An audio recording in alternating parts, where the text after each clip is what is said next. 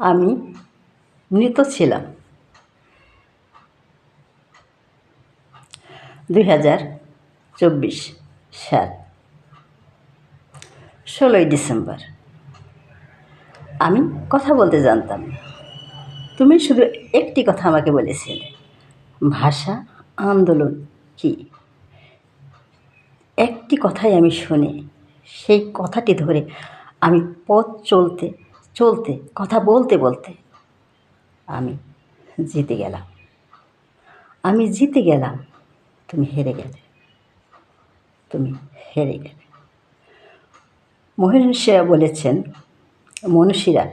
বলেছেন পুরনো চালেও ভাত বাড়ে, পুরনো চালেও ভাত বাড়ে।